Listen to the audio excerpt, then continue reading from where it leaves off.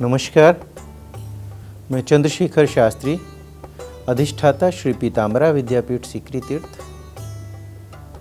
आज आपसे नवरात्रि व्रत पर चर्चा करेंगे। नवरात्रि क्या है, पहले हमें ये समझना होगा। मुख्यतया हम सूर्य से प्रभावित हैं और सूर्य पृथ्वी पर अपना एक पूर्ण प्रकाश 365 दिन देता है। इन दिनों में 4 ऋतुएं परिवर्तित होती हैं। ज्योतिष की दृष्टि से 4 हिस्सों में संधियां होती हैं। 6 ऋतुएं भारत में परिवर्तित होती हैं, लेकिन 4 संधियां होती हैं।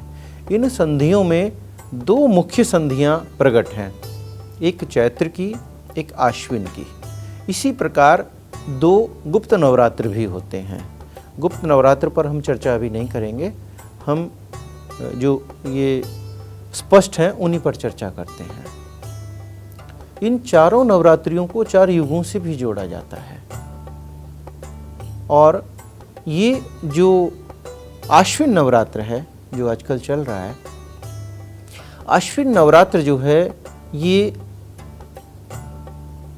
वातावरण में सर्दी आने का प्रतीक है। शीत ऋतु का इसमें उद्भव हो रहा है और यहाँ से ग्रीष्म ऋतु, वर्षा ऋतु विदा ले रही हैं और शीत ऋतु आ रही हैं। प्रत्येक नवरात्र इसलिए मनाया जाता है क्योंकि ऋतुओं के संधि काल पर एक प्रकृति में विशेष रूप का विकरण होता है और वह विकरण रोगदायी होता है। रोगदायी होने के कारण हमारे भोजन की जो व्यवस्था है वो बदलती है। तो भोजन बदलाव का जब समय होता है तो उस समय यदि निरंतरता में भोजन बदलते हैं तो आप रोगी हो जाएंगे। आप जो गर्मी में खा रहे थे वो सर्दी में नहीं खाना चाहिए, जो सर्दी में खा रहे हैं वो बारिश में नहीं खाना चाहिए। इसलिए सब हमारी भोजन व्यवस्था से जुड़ा है और भोजन व्यवस्था को यदि हम समझ लें तो रोग नहीं होगा।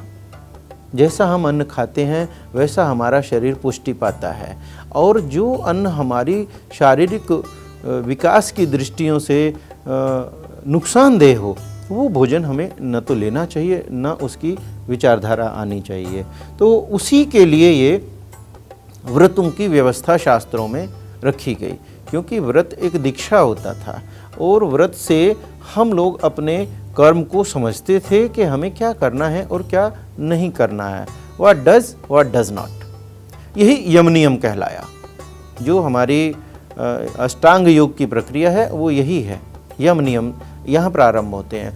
तो सबसे पहले हमें ये ध्यान रखना है कि व्रत के समय में, नवरात्र का जो व्रत है, इसमें हमें केवल एक समय ही हमें प्रसाद, फलाहार आदि लेना चाहिए और इसमें पक्का अन्न नहीं खाया जाता है, अन्न भोजन इसमें नहीं लिया जाता है। फल और जो तरल द्रव्य दूध आदि है वो आप ले सकते हैं।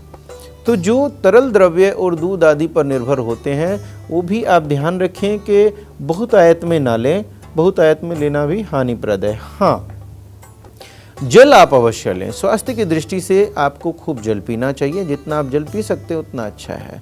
हाँ, पवित्रता बनाए रखने के लिए जब भी आप कोई विसर्जन क्रिया करें, आपको मलमूत्र आदि का त्याग करने जाना पड़े तो अपने शरीर की शुद्धि का विशेष ध्यान रखें। आप अपने हाथ पैर मुंह धोएं और यदि आप स्नान कर सकते हैं तो स्नान भी करें। ठीक है। दूसरा, आपको ये ध्यान रखना है कि आप किसी भी प्रकार का मांसाहार ना करें, किसी भी तरह का अन्न ना लें, क्योंकि उससे व्रत की हानि होगी। है क्या, इसके पीछे वैज्ञानिक कारण ऋषियों ने रखे। उन वैज्ञानिक कारणों में सबसे पहला कारण है प्रवृत्ति। आपकी शरीर की एक प्रवृत्ति है, इसमें सतोगुण है, रजोगुण है, तमोगुण है। जैसा आप अन्न लेते हैं उससे आपकी सात्विकता, तामसिकता या राजसिकता प्रदर्शित होती है।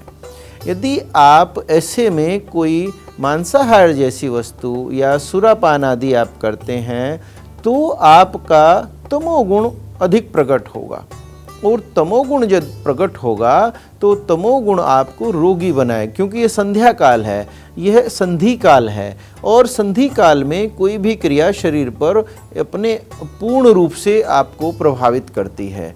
इसलिए संधि काल में आप किसी प्रकार का मांसाहार ना करें, अन्न त्याग दें, फलाहार करें, दुग्ध आदि लें, जल पिएं। इससे और यदि आपके पास किसी इष्ट का, किसी गुरु का दिया हुआ मंत्र है, उस मंत्र का जाप करें। दुर्गा सप्तशती यदि आप संस्कृत में पढ़ सकते हैं, आप संस्कृत में पाठ करें या अपने इष्ट का जाप करें। जो आपकी कुल परंपरा में जैसी पूजा पद्धति है वैसा आप पूजन करें। मित्रों, हम इस चैनल पर इसी प्रकार के वीडियोज़ लेकर आपके पास फिर आएंगे। नमस्कार।